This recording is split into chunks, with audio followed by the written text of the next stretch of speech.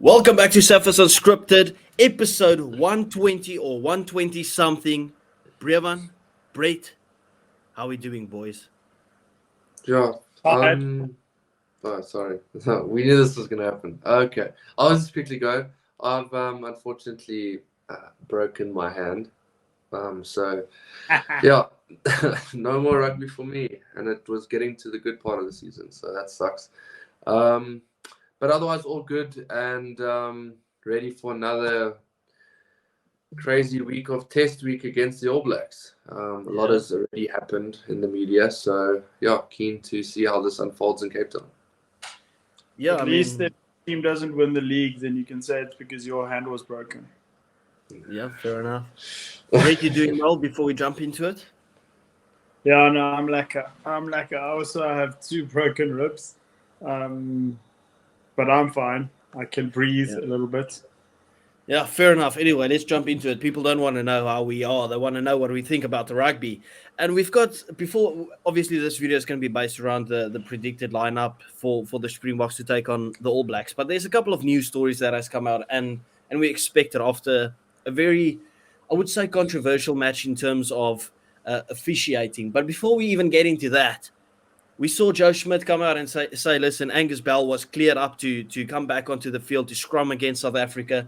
He did not come back on. They put on another lock, another Lucy. I can't even remember. Game went to uncontested scrums. South Africa has come out and said, listen, we're going to have a formal investigation. And I've seen a couple of people on that they've got a little uproar on this. And they're like, what is your deal? Like, you beat us and whatever. Just because we beat you, we're not going to let you get away with this. Okay? The fact of the matter is, like, if they went to uncontested scrums, Brevan, you can correct me if I'm wrong, they should have gone to 14 men, right? Instead of getting an extra Lucy or lock on the field.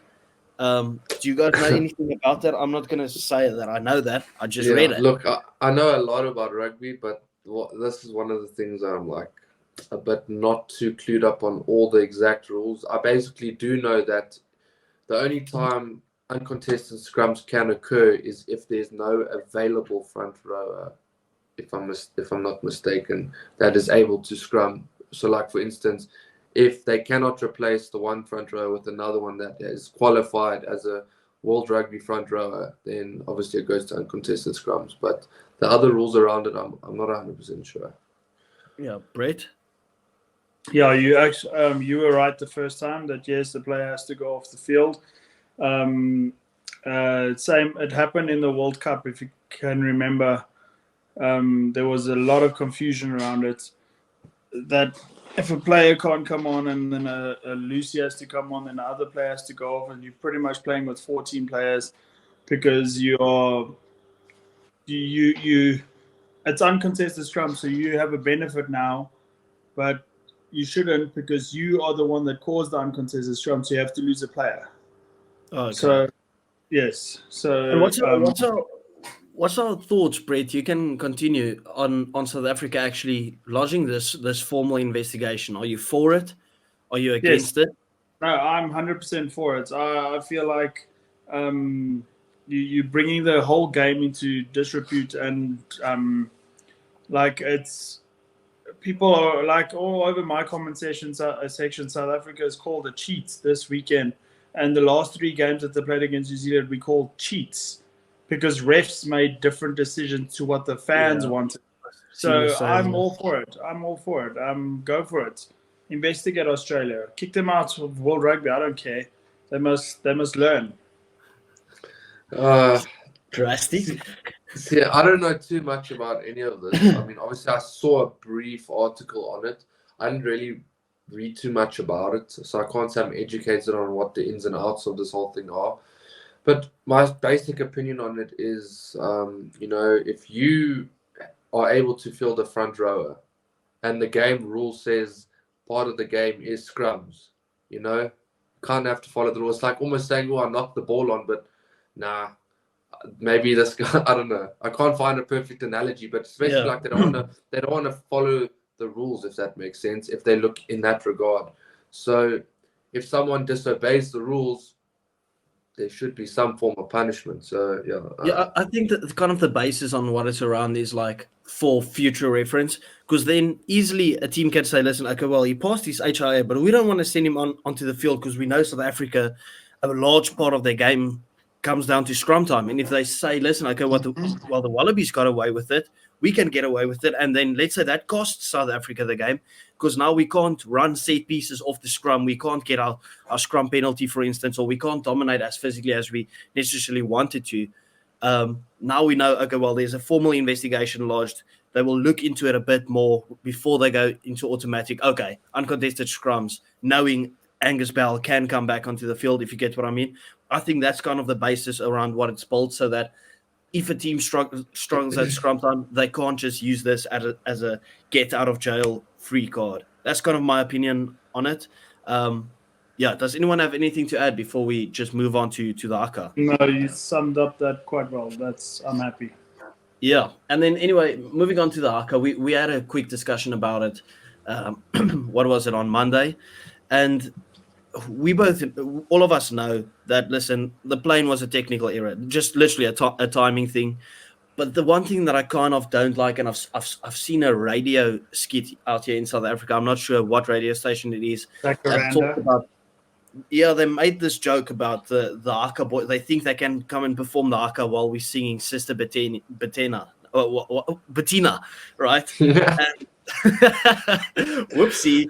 Anyway, and I understand it's just a joke, but to reference it as just like their little funky dance and stuff, I feel like that's something very disrespectful that kind of is so important to our sport, especially knowing, and I only found out today that it was a memorable or something in the memory of someone that was massive in the Maori culture that passed away, so they had a special one for him this weekend.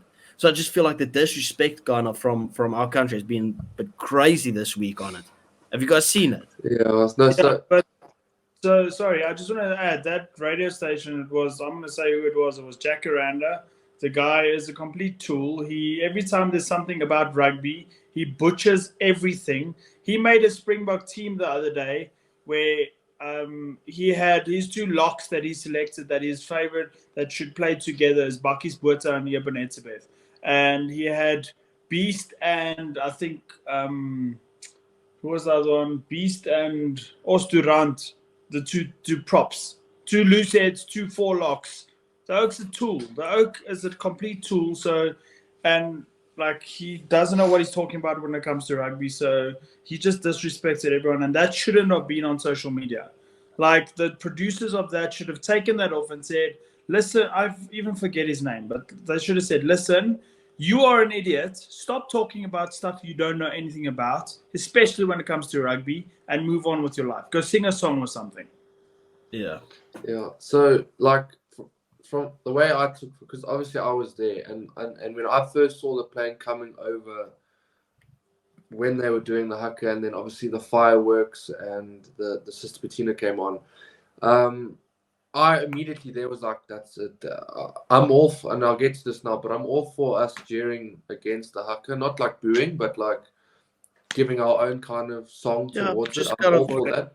When it comes, but that I was like, okay, that's a bit disrespectful. But obviously, it's come out. It was for a late Maori king, I think, and they did a bit of a prayer for him, and it took a bit longer than what a usual Haka would take to form, and then that's why the timing was off. And obviously, stadium management was told, when the plane flies over, you send the fireworks and play the music, and it was just all a timing.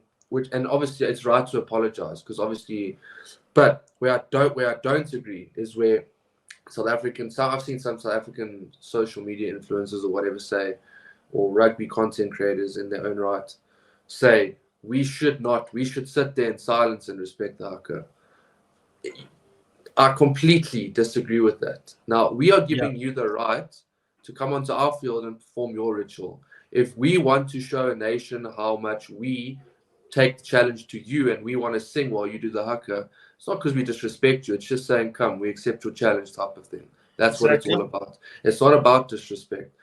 I agree the other things weren't disrespectful, but I believe it was a pure timing issue, and an apology was issued, and that's where it should be left. I personally, and you're right, we shouldn't be making fun of the fact that they were performing the haka during Sister Bettina. Because like some people say like, oh, but we give them the right to do it on our field. People don't realize like how much history and how much like the haka brings to the sport of rugby, and how it's like a monumental figure of rugby, and we love it. So I would never get rid of it. So that was that's kind of my just the take on it. basis on my critique as well. Like, obviously, I'm not gonna.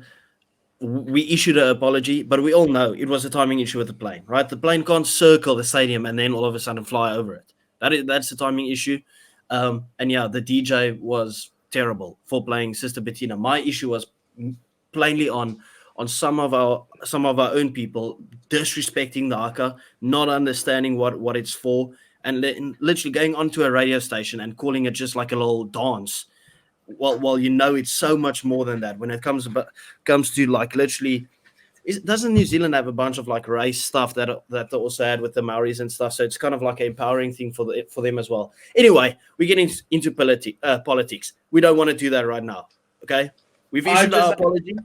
I need to add something to that. I just want to add something. I've seen 3 All Blacks being interviewed, and all 3 of them said the same thing. It didn't bother them at all. Cool, there's an apology, but they don't need one. They live in the moment when they do the haka. They didn't care if there was music. They didn't care. Their focus is doing the haka, looking at the opposition in the eyes, doing the thing, and moving on. So if they can say that, then who the hell are the rest of us to even try and make a scene about anything like that? Because if they don't care, why does the rest of us care? Yeah, fair enough. I can tell you one thing. It's probably going to lit a little fire in their belly for this weekend. So we got to get our squad right. Like when I saw that happen, what the antics that happened, I was like, damn, these guys are starting hot, and that's exactly what they did. So I think it is going to light some. It always does. You need to find those little things that motivate you, and that will be one of them for sure. Exactly. I mean, listen to Eben Etzebeth finding a little fire in his belly from people say, listen, we'll see in the final. But take it out of what you context. Anyway, let's get into the squad. Okay, we'll do it the same as last time. We won't have our 3 own teams. We'll just walk through what we think is going to happen. Are we thinking it's the same front 3? Hawks, Bongi, France, surely. I just read before we started that Steven Kitshoff has been drafted into the squad. No. Yeah, Steven Kitshoff and Mani Lebok are training with the Boks. So no, please. To be honest, Rusty, please. Why don't you think Steven Kitshoff should be there? Did you see him scrum this weekend? Against the Pumas. Gerard Steenekamp and Auckland has both been brilliant. Every weekend that they've played, there's no way you drop them. There's no way you drop either one of them. Did you see him scrum against the Pumas? Did you see him scrum? Well, I didn't watch the full match. I was watching Tottenham Hotspur. But, I mean... Didn't they also lose? They did lose. We can't but that's my point. That's my point. Kitshoff, for me, this weekend was almost at his best. Like, it was insane to see. I thought by myself, wow, this Oak's back. And when I read that he's back in the squad, I thought, okay, finally, somebody's watching him play again. And it's well-deserved. Not saying he's going to be in the match day 23. I'm just saying that Kitshoff and Lebok are back in the squad. Okay. Well, I'm still going Oxenche, Bongi Manambi, and Frans Malherbe. And spoiler alert, I've got Gerard Steenekamp on the bench as well. Or do we agree with that? I personally would go with the same. I do agree Kitshoff will make his way back into that team one way or another, whether it's sooner or later.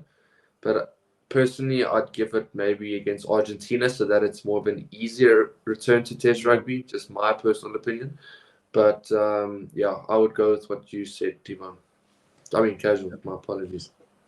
I'm saying Steenekamp falls out and Kitshoff moves on to the bench. Well, to be fair, Brett, like Kitshoff does offer you around the field more than Steenekamp. Would you agree with that? Like, he's a breakdown at the minutes. A breakdown at the minutes. Minutes at the breakdown as well.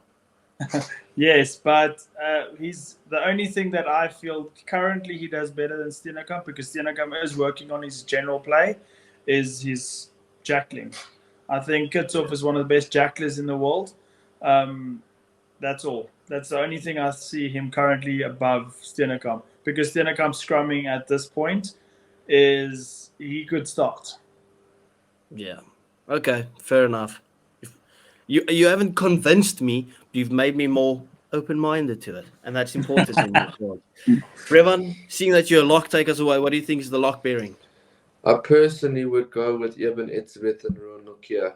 The reason I'm picking Nokia is because I just feel he brought a lot of, even though he's young in the system, I think he brought a lot of composure to the lineouts when it was looking shaky when he went off. I think lineouts, or set piece for that matter, will be a big part of this game. Obviously we want to get our maul correct and we want to maul properly. And so, yeah, I would personally go with those two. I think I saw Nokia, I think he made 11 tackles, which he was one of the highest in South Africa. I mean, in the South African team. Obviously, look, I agree, his carrying is not the strongest. And Mostert probably does have a bit of a better carry than Ruan Nokia. And obviously a bit above in every single other facet of the game. Because that's just how good he is. But that, I think they want to kind of stick with that player because he brings the same vibe and the same type of play that Mostert brings. So I personally would stick with Nokia. I think he didn't do anything that would warrant a drop, if that makes sense. That's just Brett, do you agree, or because No. I differ a bit?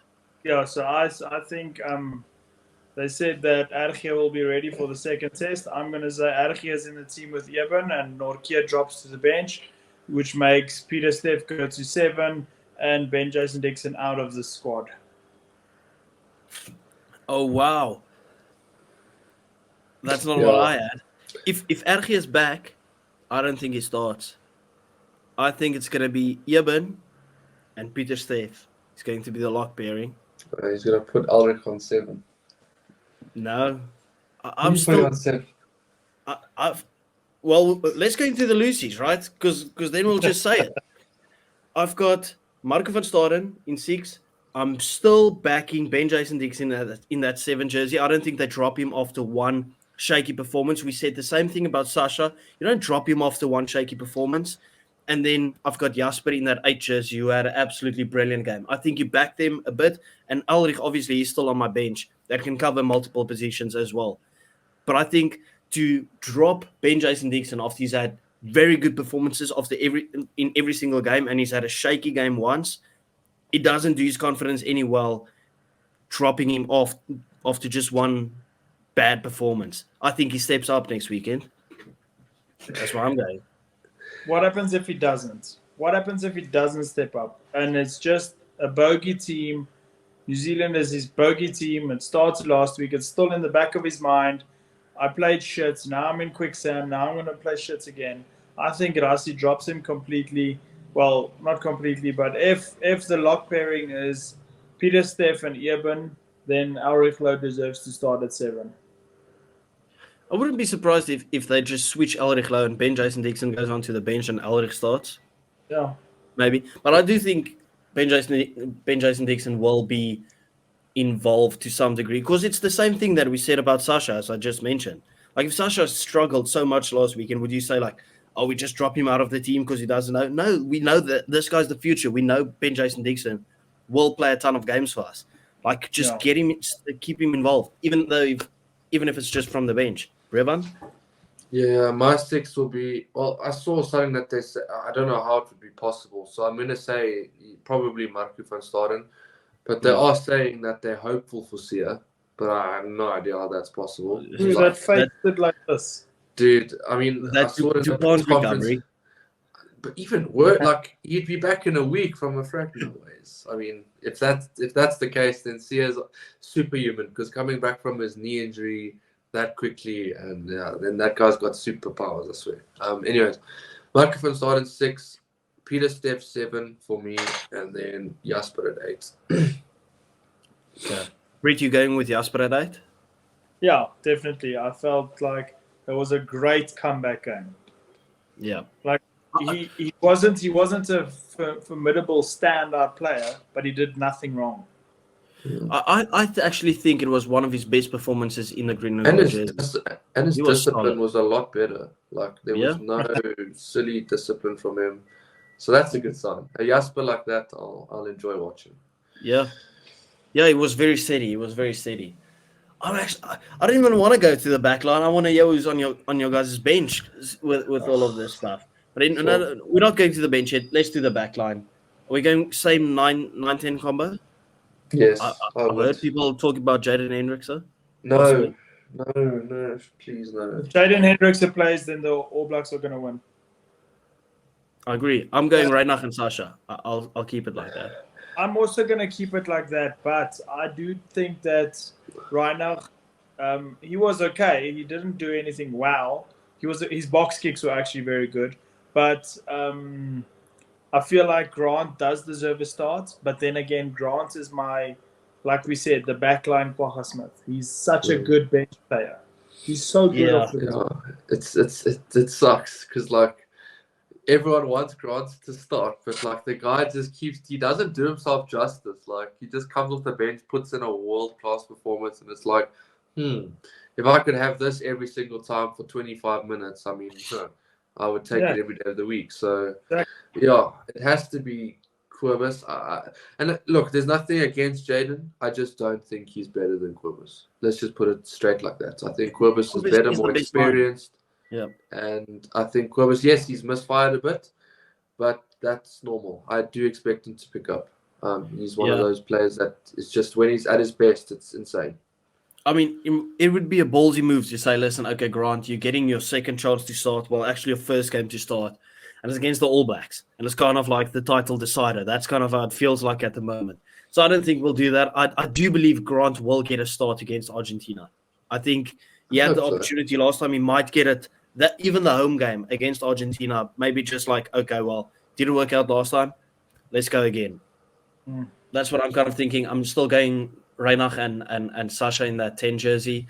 Now the center combination, are we thinking it stays the same, or are we thinking maybe someone moves to the wing? Brett, I'll give it to you.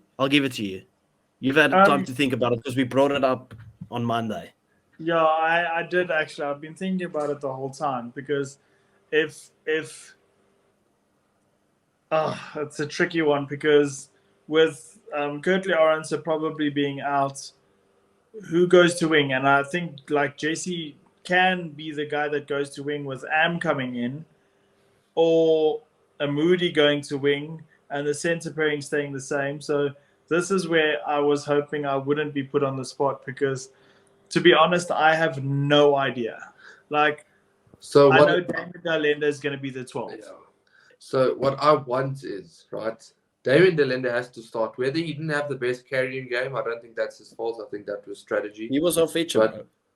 But, did you see that guy at the breakdown? Like, no. I mean, you can't, and he was also very good in defense. So I wouldn't take him out at all. 12. I would keep Jesse. Sorry, I'd put Ahmed thirds and I'd put Jesse on the wing. I would. I like that. You stick with your experience. You know, obviously we know Moody's good. We know these guys are good, but Boys, this is an important game to win. I'm sorry, it really is. I would love to agree, right? That's what I would do, Brevan. But I've got a sneaky suspicion. Fussy's going to win. Is that what you think? Got a sneaky suspicion. Fussy's going to the wing, correct? Fiddy's going to fullback, and we don't see Jesse. I think we see Lucanio Arm. I've got a sneaky suspicion about this. And this is not leaks or anything that I have. I promise you. I'm just saying, I feel like we might see Lucanio Arm actually get a game with Damien Delinde. Why would you drop JC? I wouldn't drop JC. I just said I wouldn't drop JC. I just got to sneak. You are dropping Jesse. No, in my predicted lineup, I'm dropping him. If I had my choice, I'd easily go. It doesn't really matter to me because can play on the wing as well. Or JC at 13 and 14. That is the easy. You don't think it stays exactly the same and Willie Leroux just slots in at the wing? Ooh. Villy on the wing. Yeah, Billy at wing isn't. Career at wing. He, Aye. He's played his whole career at wing. Yeah, but like our wings do a lot more than normal wingers do. They chase every single high ball. I'd rather have Fussy chase that. Fussy go on the wing, you chase the ball. Villy, you stay at fullback. I know, but it's a thing called continuity and chemistry, and I don't think you want to disrupt the backline so much. One player is out, bring the next one in. Yeah. Instead of a reshuffle. But I've seen people talk about Kane and Moody. Don't you think we might even see Makazolo Mapimpi? No. I highly doubt it will be Mapimpi. I highly doubt it. I think he's got 1% chance of making the Bok team. Okay. I really want to see Kriel and Yeah, me too. I I'd wouldn't stick mind. Creel on the I wing. wouldn't I'd stick Creel on the wing. He's Same. done I a wouldn't- job there multiple times when we've been in a crisis there. I think he can Yeah, do and it he one used more to be a time. fullback. He's also secure under the eyeball. So, I mean, fair enough. You don't want to lose that defensive work rate of Kriel. Like, it's different gravy. It's a different breed of human, the way that he defends in that backline. They did make a bit of a fool of him when he, like, tried to go for intercept or try to block the pass. He just, like, dived once, yeah, but, like, you only have to remember one time that you look like a fool. You look like a fool for a pretty long time. Anyway, so obviously if we go and Kriel, are we all set on Kriel going to the wing, right? Not I'd have Creel on wing, yeah. Okay, and then do we all have Fussy then as the fullback, or do you think Villy steps back in? I think you'll keep Fussy. Yeah, The way he's think talking about Fussy in the press this week, it's going to be Fussy. okay. Yeah, He's fair enough. Fondled his balls in every single article that I've read. Yeah. To be fair, the weather probably suits Fussy a bit better if it's going to be rainy and windy and whatever. How is the weather there? Is it still... It's Doom bit and cold, gloom? bro. No, it's very cold. It's cold. It's cold and it's rainy. It didn't rain today. It was actually a bit of a nicer day. But I mean, don't get your hopes up. If it's, It's 20 degrees right here in Joburg, and it's 9 o'clock at night. no, it is. Well, it's 14 degrees now. We actually had a lovely day today. I can't believe I say a lovely day is like 22 degrees. Wow. Sound like from England. Yeah. My goodness. Yeah, Anyway, cue the comments like saying, "Oh, these suffers don't know anything about bad weather."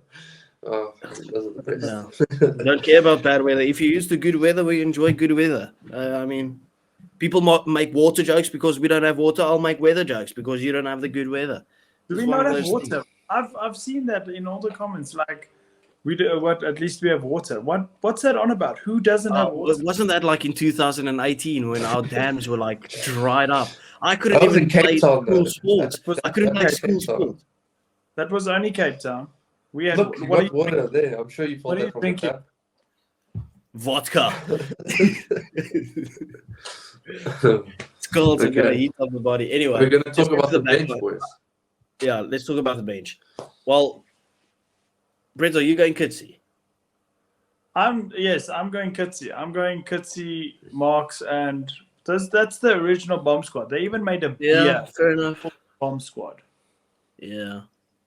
What does it do to Gerard Steenenkamp's confidence to just that he's been dropped off the kids of put in one performance against the Pumas? No, it does nothing to his confidence because he's been playing well. It's just a rotational switch. Nothing. It's going to do nothing to him. He knows this. He's a team man. Yeah. It's probably a good move in terms of getting that chemistry back together if you want to secure the rugby championship. Like, you bring those boys on with the chemistry that they have if we have to defend or chase the game. Scary. Yeah. And Kitsy will be hungry. Kitsy will be very hungry. I mean, the Oka's 90-10. Why wouldn't you put him in your squad? Yeah. Brevan, are you on the same wavelength or are you sticking with Gerard Steenenkamp? Take your Bulls bias away. Yeah, I'd stick with Steenenkamp. Yeah. Yeah, I'm also sticking with I'd introduce Steenenkamp, but I wouldn't be opposed to it. I'd introduce Kitsy against both Argentina tests. That's what I personally would do. But The reason why I wouldn't is I'd get him off the bench against New Zealand and start him against Argentina. Argentina. Both games. I'd start in both games regardless if he plays now or not. I want to see our boys that start on the bench get an actual start again. I want to see them start again. I want to see 60 minutes of marks, please. Please, Yes. Rusty, please. That would be great. Jeez. Oh, It imagine feels they like it's switch it been around ages. this weekend. Look. Imagine this weekend we see the starting lineup when we see Kitsy, Marks, and Vincent Koch getting a start. Well, never Vincent Koch. Vincent Koch always from the bench. But we see Kitsy, Marks, and Frans Malherbe. Wow. That front row, that's the most lethal front. Kitsy, Marks, and Malherbe, that's the most lethal front row there is to mankind. Oh, goodness gracious. It really is. Okay. So let's go on to the bench. And obviously I said my locks are Eben and Pieter Steff. So I'm going Ergie Snyman to be on the bench. I've seen a couple of people say Salman Murat. Is he back? No. Probably. How bad was this concussion? Damn. Hopefully bad enough. No, okay. Nah, Okay. hopefully he's fine. I'm going we Ergie. I'm going Ergie, Elrich Low, and Kwagga Smith. That will be my bench. I'm going 6-2 as well. Oh, well, obviously. Okay, I'm happy with that. And then Pollard and But you had Ergie to start, right? So yeah, you have Ruan Orkia then on the bench, or Ben Jason Dixon. obviously just that switch. I already said my first 5 on the bench when I gave my starting lineup. Yeah, I have Ergie on the bench, Kwagga Smith, obviously, and Ulrich Low. Yeah. So both of you have no Ben Jason Dixon in your team. Completely dropped. Oh, it's criminal. It's criminal. Brett, you're not a real Stormers fan, by the way. Absolute shocker. But the thing is, right, remember what, I'm not saying this is the same case, right? I think this is a completely different case, but similar for just one game. Remember when Dweber got brought off in the 30th minute against the All Blacks? They didn't really put him. He didn't play again. But what I'm trying to say is, Ben Jason Dixon will play again, but I just think they may just put him off for this one, if that makes sense. Yeah. Yeah. Look at the whole voice of reason here. Anyway. And then Williams and Pollard on the bench. Yeah, I'm going different. I'm going different. Oh, goodness. Williams and Mani Lebok. No, man. No. Home ground. Mani knows this place. Give me Mani Lebok. I refuse to have Pollard play in this fluent backline system. It will be the death of me. Okay, he came on once again, did nothing. Let me ask you this though. Why would you say Lebok over Pollard? Because Pollard can play 10 and 12. Lebok can only play 10. So are you saying that we're sacrificing Sasha, which is also playing on his home ground, for Lebok that can only play 10? No, that's why those two will be the bench, because Williams can play scrum off and wing and fullback. Pollard can play 10 and 12 and fullback. Yeah, and Mani started his career as a fullback. Yeah, it was shit. But I mean, he can play at fullback. And the thing is, like, if Mani comes on, he'll take that 10 jersey, and it will either be Sasha moving to outside to inside center if Damien goes off, or he'll go to fullback. Don't move the kid. Just leave the kid at 10. I know that's your opinion, Revan, and I agree. And right? I don't even notice. Be with Pollard on the bench every single week. I can't deal with watching Pollard play in this system. Okay, but technically, right, you can't blame him for doing nothing if for when he came on there was nothing to do. Like, he's 12. Yeah, he was playing 12. Pollard did well off the. He played at 12. It's not like you're going to see him receiving the ball at first receiver like you used to. So you're not going to see him touch as much balls. He's going to see him quieter. In fact, he did have a carry, and it was a good carry. I remember it very clearly. Pollard had a good game off the bench. So, and listen, I don't know if you guys noticed, the kick to put it to 7 points, about 2 minutes left. Who takes it? Not even Andre took it. Sasha took it. So leave the kid at 10, stick him there. I don't care if he plays and then he every single game. Okay, it's okay. He learns. He lives and he learns. Pollard probably sat there and I told this little kid I should take it. Yeah, this little dweeb wearing my 10 jersey. I'm yeah. happy. Okay, let's wrap it off. You guys pissed me off for this Pollard backing. You actually convinced me. Anyway, once again, forgot to mention, and please do remember to like and subscribe to the channel. We do appreciate you guys. We will see you on Friday with a little weekend preview where we'll actually see what the squad is.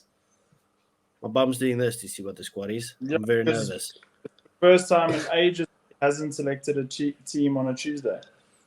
Yeah, injuries. Anyway, bye. Cheers. Okay, bye.